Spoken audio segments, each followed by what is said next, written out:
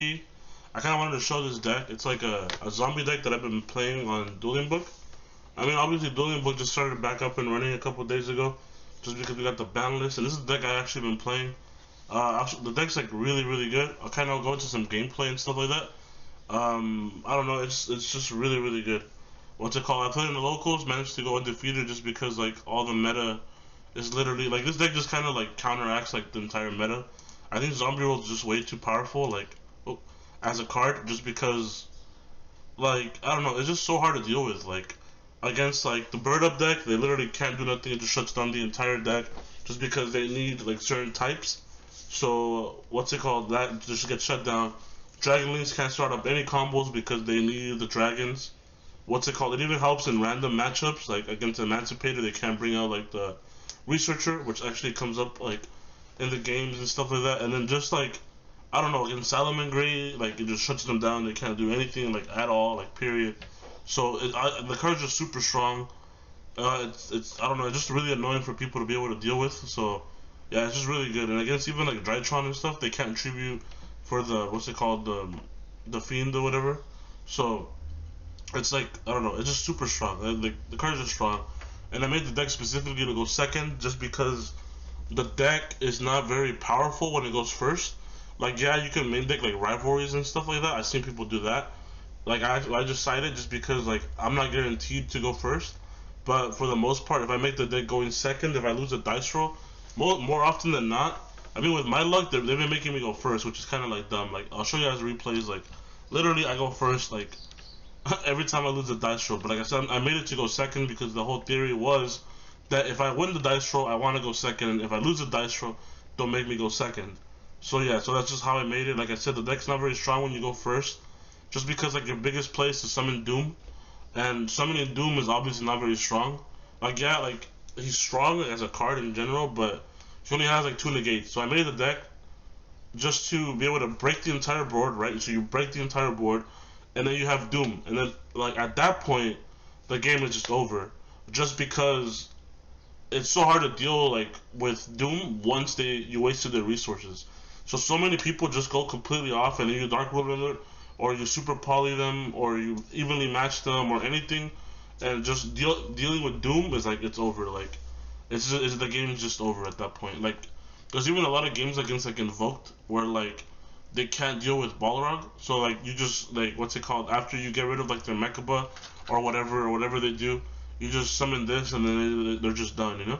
And then like I said, going games 2 and 3.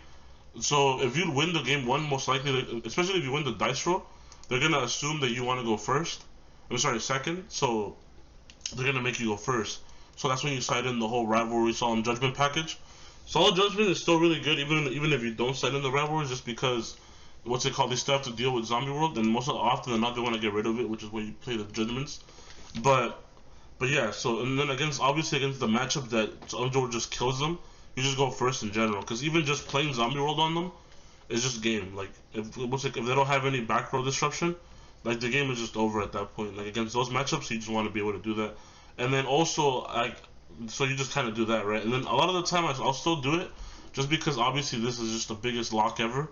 And then like for sure I'm gonna go like if I let's say I lose and I for sure I'm gonna choose to go first, then I'll cite it in just because it's like obviously I'm just gonna do it, you know. So yeah, so it's really strong. So let's go through the main deck, I guess, because it's already been like 4 minutes of me explaining why I play the deck instead of just getting into the deck. So I kind of want to explain some things that need to be addressed. So Lancea, and I guess like I don't know why the Nibiru's are over here. These are like the hand traps. So like Lancea and Nibiru to me are like the best hand traps in the format, just because they completely end turns. Like Lancea, like you opening that against most decks is just game. So I just wanted a hand trap that for sure ends the game, rather than play stuff like Skullmeister, like Ghost Bell, or even like the main deck DD Crows, where like it harms them, right, but it doesn't end it, you know? Because the thing is, like, I don't really care if like let's say like I don't know, I hit them with one hand trap and they don't lose, and then I still gotta deal with that whole board. Whereas if I land to them, they'll stop, right? And if I don't have like another hand trap, if I didn't draw anything, that's fine. Like that means I drew like my Dark Rulers or anything like that, and I'll let them make their board, you know. So that's fine. And I'd rather break it like that instead of just like disrupting a little bit of the play, you know. I'd rather just completely break it apart. And then I still play one Ash Blossom. It's not very good, but it does trigger the Doom King just because it's a zombie, so it'll just trigger it. So sometimes there's games where like you just want to be able to trigger it without them, or like if they get rid of your zombie world, you still have a way to interact with their monsters. And then the Didnt, again, is just a card that completely ends the game, so that's why I play it. One Packer Top. So this guy, this like to me like my favorite going second card. This card is so good. Just going second is like ridiculous. I don't know, like I can't play any deck that is meant to go second without this card. And then two Doom King, obviously this is like the best card. And then two Glow Bloom to get it. And then I'll put the Mizukis over here and stuff like that. So these are kind of like your cards you want to be able to send to the graveyard. So you have like the two Mizukis and two Banshee. You don't want to play more than two of each, just because like you don't want to have like dead hands and stuff like that. So I just played 2 and 2. And then ways to get to the, I guess like my cards and stuff. So it's two Gozuki, two Solitaire to get to the 3 unit zombies. So unit zombie and Gozuki kind of do the same thing where they dump stuff to the graveyard. But obviously unit zombie is just a lot better because he gets rid of things from the hand. So like a lot of the time when you summon him and they say that you want to play around like impermanence or like anything like that, or like Ash Blossom and stuff, you usually want to do the hand first. And then you want to, like, in case you have a way to like bring him back, you're able to bring him back and still be able to use the graveyard from deck to graveyard. So yeah, that's why you have to play more of this. Gozuki's still really good. A lot of people forget about his second effect, whereas when he's sent to the graveyard, you can banish another zombie to summon a zombie from the hand. So that actually comes up a lot. And then just two Solitaire, just because if this thing gets ashed or anything like that, this is devastating because this guy doesn't do nothing. So it's just one of those cards that I just want to play 2 of. Even though unit zombie is so important, like to get 2, like you still don't want to play too many of these guys. I was playing like the Golden Lord and stuff instead of this pot, but this pot is like really good. But I might go back to it just because these things do conflict. So I just kind of want to maybe take this out. But it is good just because it lets you dig. But it's just one of those cards that like they can negate, you know what I mean? And that's kind of like, I don't know. But it's good though. But I just don't want to. And it lets you choose which extra deck cards you banish, so it's really good, but I don't know, it conflicts with pot, and I think this card is too strong in this deck. Drawing 2 is like ridiculous. This one obviously lets you choose, but if you don't hit the right thing, it's just a draw 1. Or this is always like a draw 2, you know? And the thing is, most of the time you just want to see like anything, you know? And drawing 2 to me is like really good. Like your extra deck is like whatever most of the time. And then Call by the Grave, I'll put it over here because it was the 41st card. I just wanted to play it just because in case I do go first, which happens a lot. And I just want to be able to hit hand traps and things, even though people are like, right now the hand traps I've been getting hit with the most is like Gamma and stuff like that. So, but it's still really strong. And then 3 Dark Ruler, 3 Super Polys. Again, I should have organized this better. So 3 of this and then 3 evenly matched. So these cards just completely decimate boards. Like I've been playing against like the Bird Up deck, and like you just wreck them with this when they don't bring out Apex Avian. This thing just wrecks like what's it called, like all the Dragoon boards and stuff like that. And against like Dragon Link and everything, this card just destroys them. And the Dark Ruler just destroys everything. So these guys are all just really, really strong. Like if you draw any of these, you just win. Foolish and Monster Born, these are the only extenders that I play. Just because, like, I don't know, I don't think the deck really needs it. A lot of the time, I'll just break a board and then like just set up like a Doom, and then just kind of win off of that. Like I said again, like I just wanna like simplify the game as much as I can by just breaking like a board. And then just like winning the game off of this guy, just because it's so hard for him to deal with it. And then obviously the draw cards, like these conflict. That's why I only play 1, and I prefer this to this. And then 2 Zombie World. I mean, I don't want to play more than 1. I mean, sorry, more than 2, just because like I don't want to ever draw this. Like you have a way to get to it, and if I do draw it, it's fine. But it's just one of those cards I just don't want to see. I want to be able to send, you know.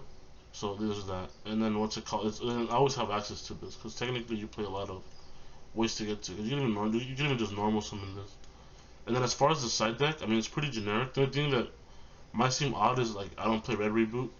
I just value the Crows a lot better, and like in a lot of matchups, like because the thing is against Eldritch you don't really have like a proper card to get rid of their stuff besides evenly match. Because these are kind of like whack against that, and then I mean these are okay. Because you can poly with their Golden Lord, and their traps, I guess, technically. But, what's it called, but it's just not strong enough, whereas the Crow just, like, once I banish your things, they just lose. Same thing with, like, Cosmic, against all those decks. There's a lot of backrow hate just because, like, against those decks, these cards, besides, like, evenly matches, don't do that much, like, against all the backrow decks. So I just want to have as much, like, backrow disruption as I can. These might be twin twisters just because outside of turn 1 they're pretty dead. Especially because I always have zombie world on board. So yeah, so like looking back, I should have probably be playing twin twisters instead of this. Because every time I draw this card, it's dead. So yeah, and then obviously the package, like I said, these cards just go hand in hand. Broken, if you have this plus zombie world, they can't summon anything unless they're playing zombies. Which again goes back to Eldritch, like I need stuff to side in against that deck. So yeah. So as far as like the extra deck, what's it called? I like everything's kind of like a 2 of, like all the important ones, like Vampire Sucker, Link Karibo, because you make it to do the dude. And then you play Highly Fibrax just to get to like the bloom, because you just make it with like Unizombie, because like your whole play is like Unizombie into like Banshee or something, and then like a way to link, and then make the Highly Fibrax summon bloom, and then go into like Vampire Sucker or whatever, or you can go into like Unicorn to get rid of a card, and then like summon Doom. And there's a lot of ways you could do that, so there's a lot of ways just to get to it. And then like these are like obviously for the, these are all super poly targets. They just come up in different scenarios, so I just kind of have them there, you know. And then obviously you want to play 2 of like the bigger ones, just because these are the ones that come up the most, and I just want to not banish them off a pot. But just know, guys, that you guys can always super poly like in standby phase, and then you use your pot in main phase. So yeah, so just know that, right? So don't be like, oh, they conflict with super poly. Like, you might be like, no, like I'll always super poly first, and then pot, just because obviously like you don't want to like pot into like a board of like dragoons plus like something else gonna just negate your pot. So the whole point is to go super poly, get rid of whatever negates like spells and traps, and then just activate your pot.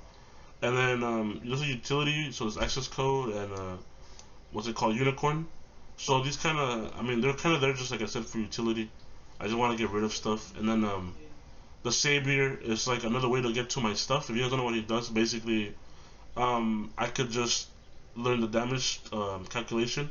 I could send any zombie to the graveyard, and then my opponent's monsters lose 200 for every level.